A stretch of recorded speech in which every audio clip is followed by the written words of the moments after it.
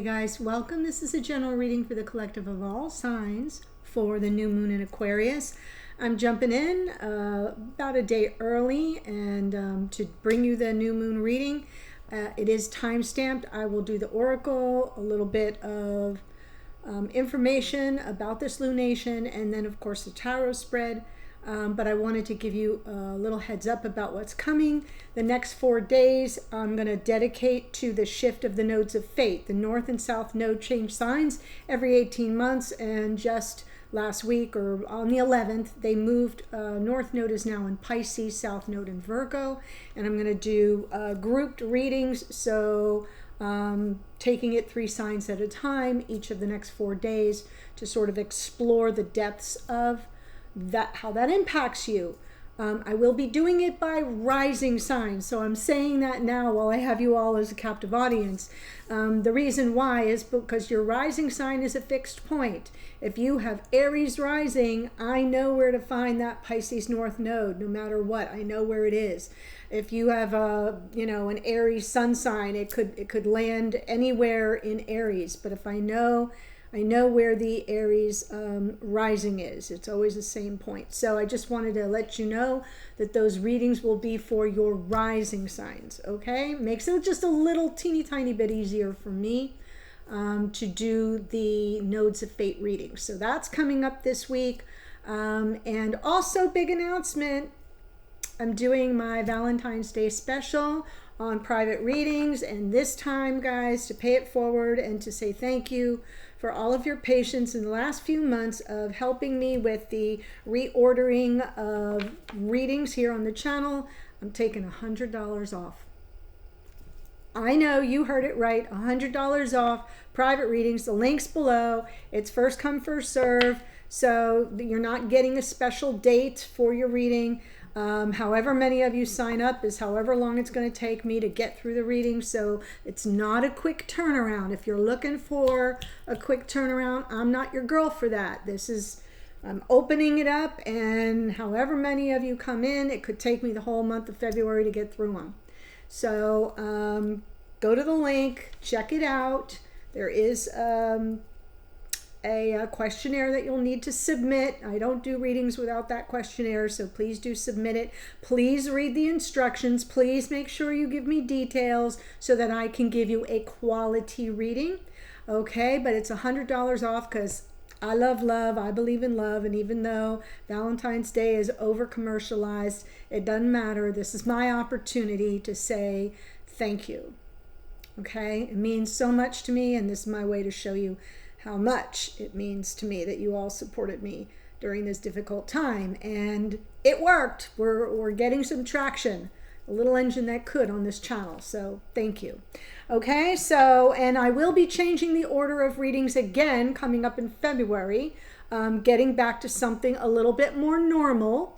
So those of you who have been complaining that you're not getting more readings, you're going to get more readings, but the order will still be different. So please pay attention on that February 1st, the February monthly energy update reading where I go through the 4 weeks of the month.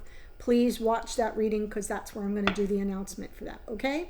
So the special for the private readings, I'm going to be announcing it. It will be open until 11:59 p.m. just before midnight on February 1st.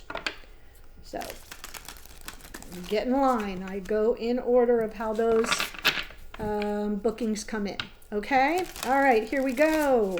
I'm pulling from Sacred Traveler. Let's see where we've been, where we are, where we're headed. New moon in Aquarius for all signs.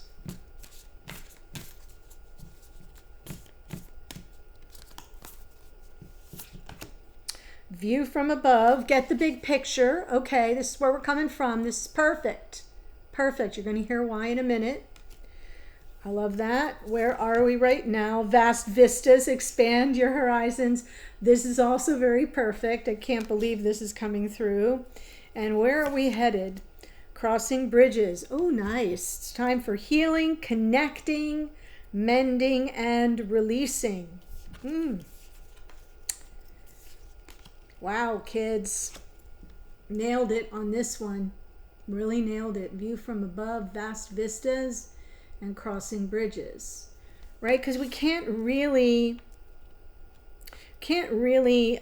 connect and mend and embark on a healing journey unless we really see the overarching picture. Like, why is that important? What has really happened here?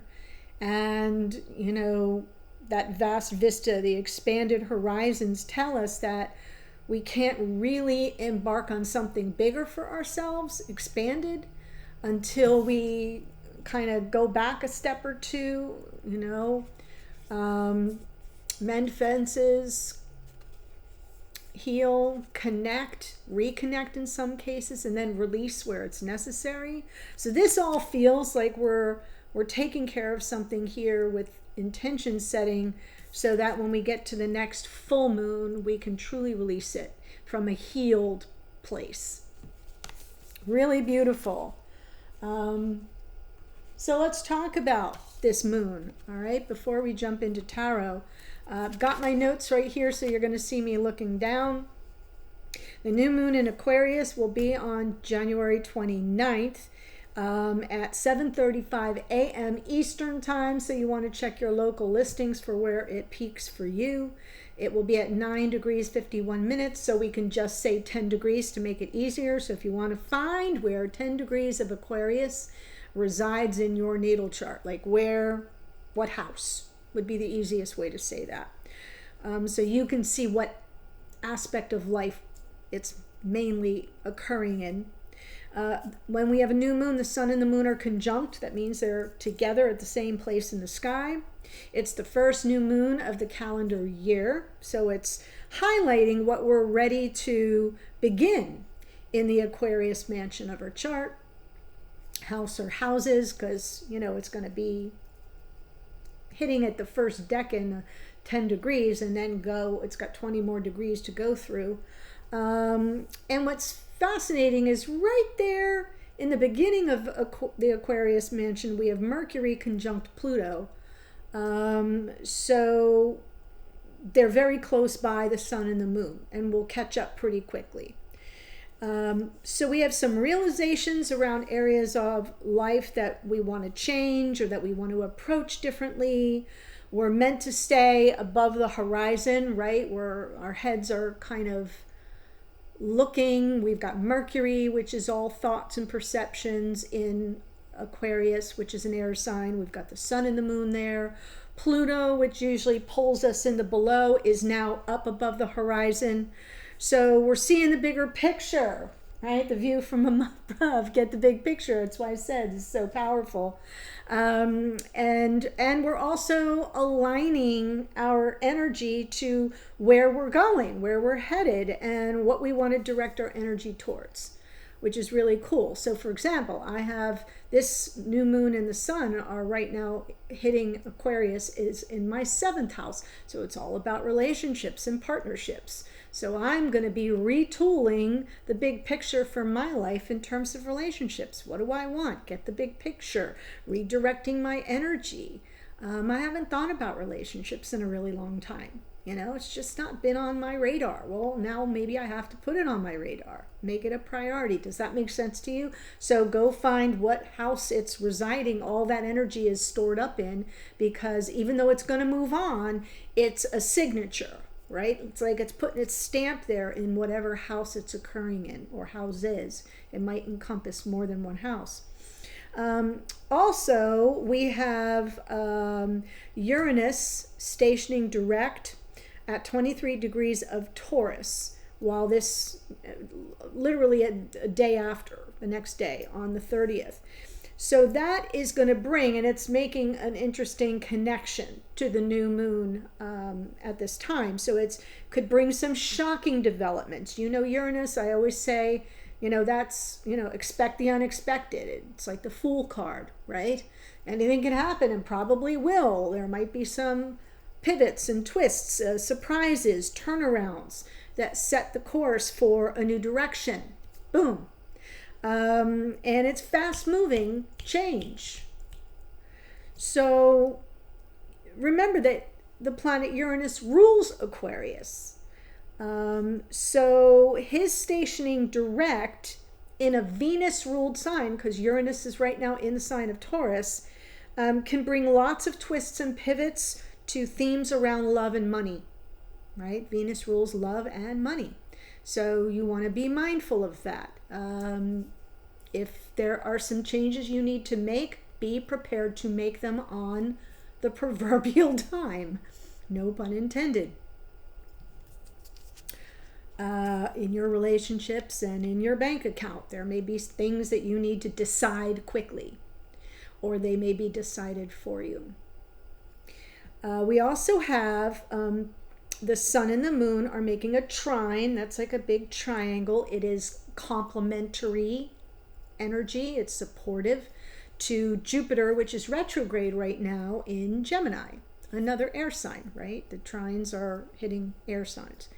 So Jupiter's been retrograde for about the last 4 months, and is going to station direct in early February, like the 3rd or 4th, and has been in a phase of reconsidering the story. And you know, when you say the story, you're like, well, what does that mean? It's, you know, when I do tarot readings, I'm coming into a storyline, and I'm coming up against a lot of changes in the storylines lately. That's what I mean. Jupiter's been reconsidering the story. And that's when I keep coming up against things. And in the comments, I've even noticed when I'm seeing this reconsideration, I'm seeing something that's trying to work itself out. And what I'm getting in the comments is, nope, I'm done. Nope, don't want that. Nope. And that's been really interesting to me.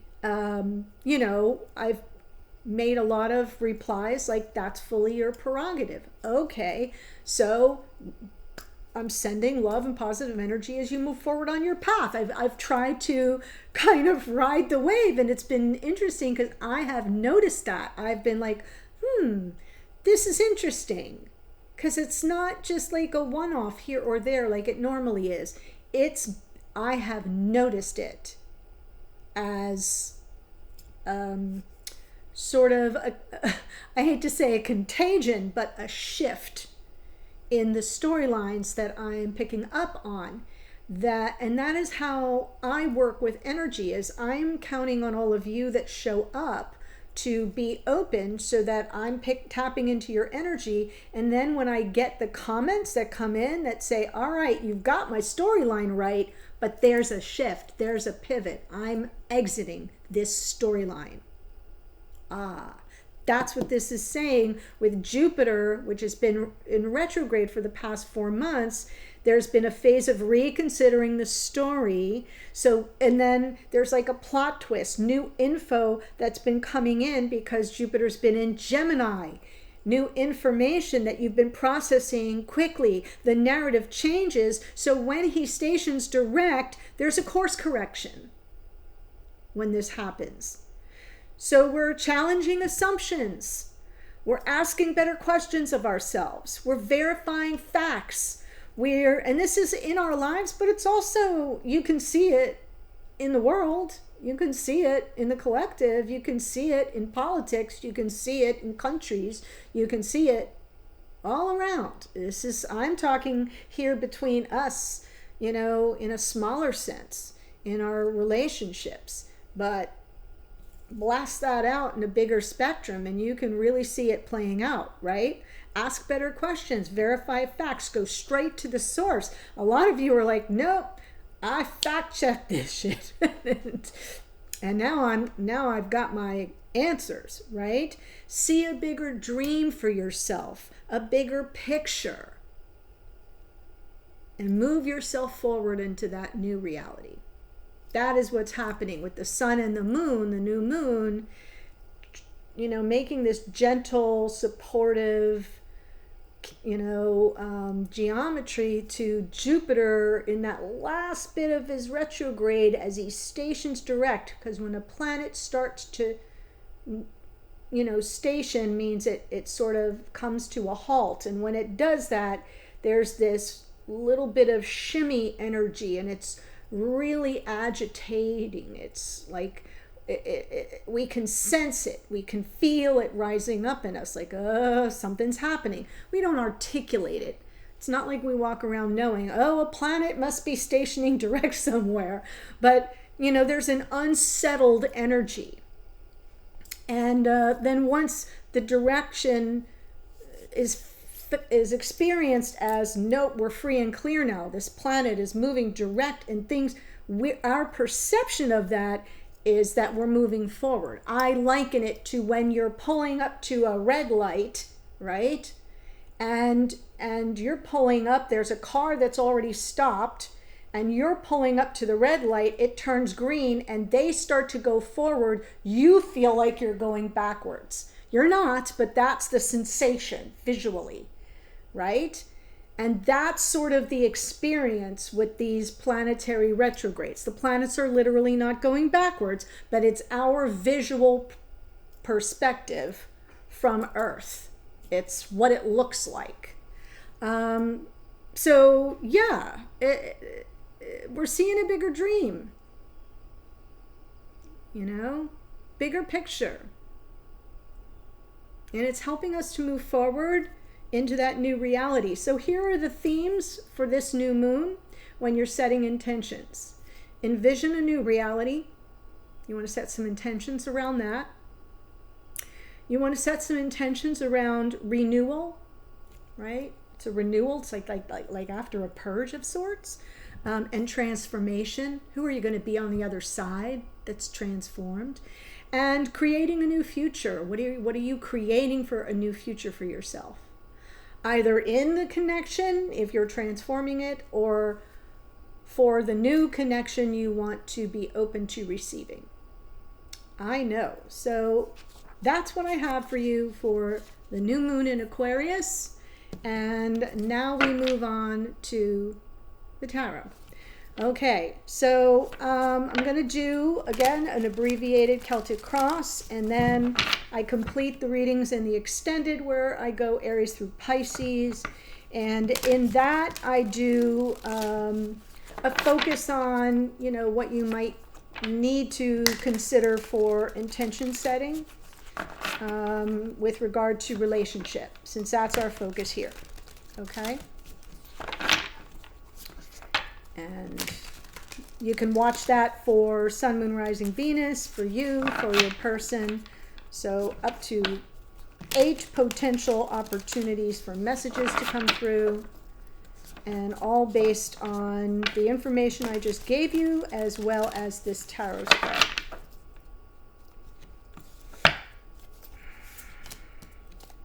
Two of Swords. Interesting. So decisions, right? Crossroads energy. What's crossing us here? Four of Wands. Yeah, Four of Wands. The blessed connection. Beginnings of life partnership, or are we making a decision about that and how we move forward? In the root of the problem, Five of Pentacles. So maybe feeling devalued on some level for some of you. And remember, it's for the collective, so you're going to have to take it as it resonates for you. Devalued or feeling rejected, abandoned. Some of you may have been outright ghosted, shunned even in the past. Two of Pentacles. Now, see with these twos are always about choices and decisions. I feel like this is something you've been juggling for quite a while. You may have been on the fence, maybe have stalled for time. What do I do about the situation? What am I really dealing with here in this connection and with this person? So this isn't like a new thing. This is something you've been torn about for some time. Top of mind, Nine of Wands, right? And the Nine of Wands talks about perseverance. So you're giving great consideration to, am I giving up too soon? Should I persevere longer? And the other part, right? The other part that you've been sort of on the fence about is, but I'm also exhausted. This is draining. So with the Nine of Wands, there is a part of us that instinctively goes to survival. And, there's part of us that, if you look at her her face, she's kind of looking down with that side eye saying, yeah, I don't have any quit in me, because that's part of human survival. But there's also a part of us that says, but I also don't want to be like wrung out by this whole situation. So that's what I think this Two of Pentacles has been about. And in the near future, Queen of Wands. Interesting. Let me get King of Wands. There's the King, message from Spirit. Hidden energy of your person is the Hierophant. And the Eight of Pentacles in the outcome position, right? Which is about, well, can we work this out? If so, we're going to have to focus on it. And it looks to me like in the hidden energy of your person, they are thinking about commitment. And it is about the vows we make and take, but also, you know, our responsibilities to the people that we bond with, that we are committed to on whatever level. It doesn't necessarily have to be about marriage, but in this case, you know, Spirit's talking to you about this person, and whether or not they're sort of claiming this connection. And since we're challenged here, we're crossed by the Four of Wands, it seems like that's the issue. Four of Wands to the Hierophant, to me, sort of implicates something that might have more of a long-term path to it. All right, so that's the overall. Let's jump in. Two of Swords, Four of Wands, Four of Pentacles, Queen of Pentacles, High Priestess.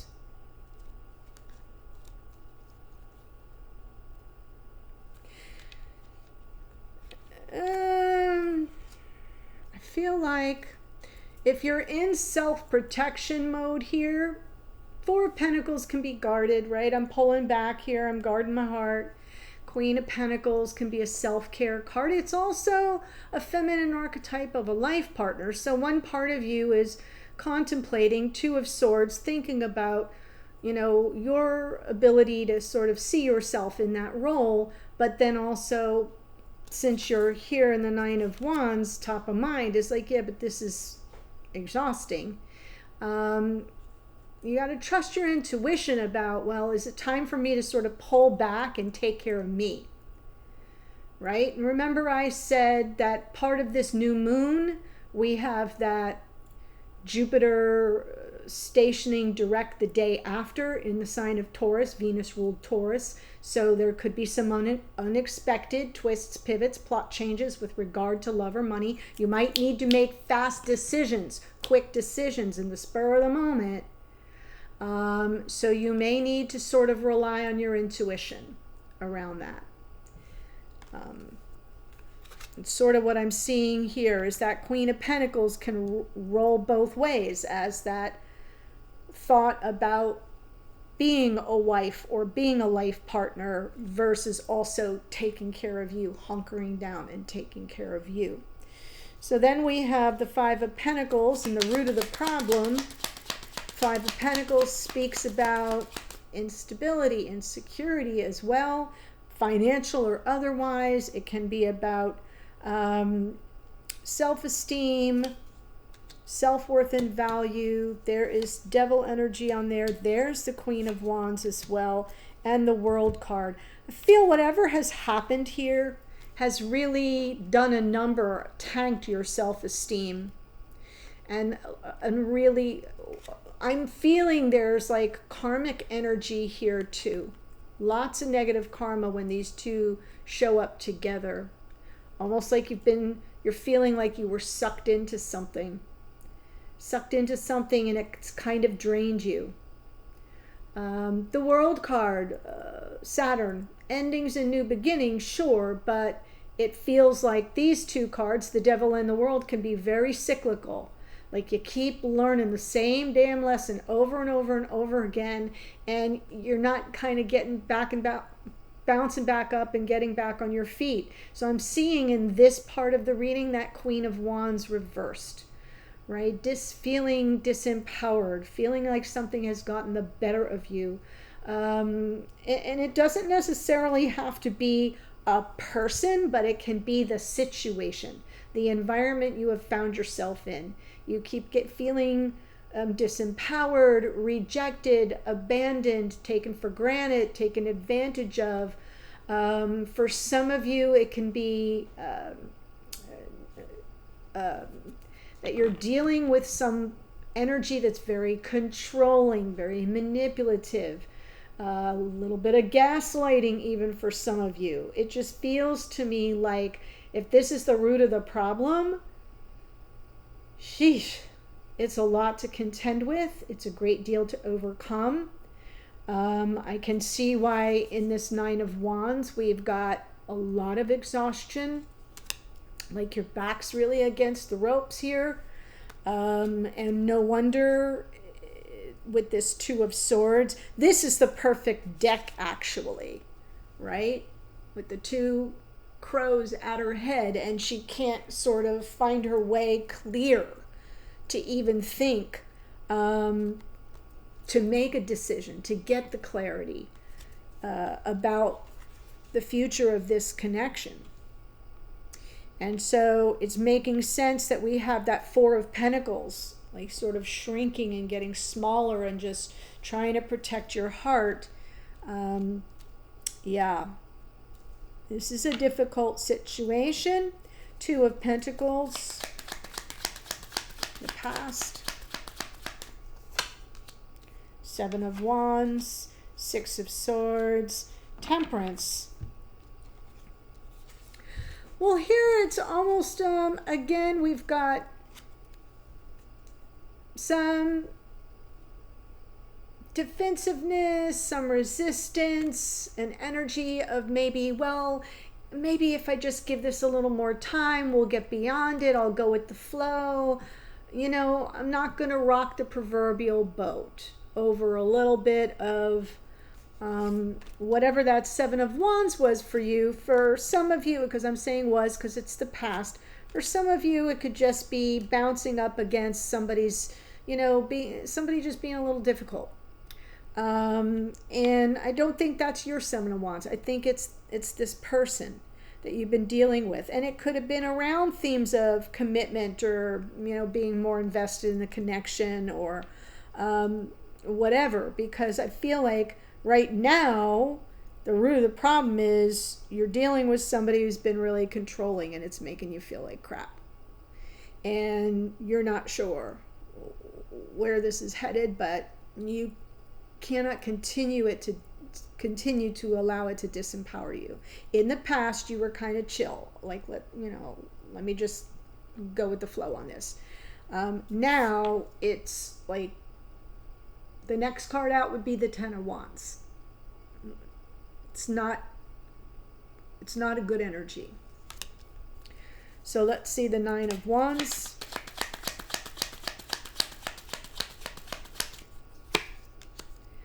Hierophant. Page of Wands.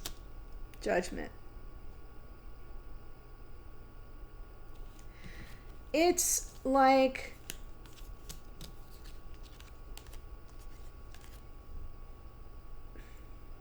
the argument between something more committed, more it's going someplace, versus keeping it all loose and light and, well, we're just, you know, less evolved, right? The Page of Wands to me in this spot is loosey-goosey, right? Like dating, flirtatious, no restrictions. I do what I want. I get my needs met as I want. Like, I'm feeling this is the argument. This is the difference. Nine of Wands with that Hierophant, because this is what's top of mind. Like, you want this. They're kind of, no, don't fence me in. Don't tie me down. And underneath is Judgment, which is, you know, are you going to answer the call of this connection to your person? It's like, well, this is what I want, and I haven't backed off of that. And the only other option for you is to let the whole thing go, which is what you're making your decision about. So it's a values judgment. It's that moment where you're trying to make the decision not to back off your values, but whether or not this person will come around, will, sort of understand your position, will be more amenable to something more committed, more invested, more, evolved, or whether you're going to have to let the whole thing go. Yeah. And then in the near future, we have the Queen of Wands.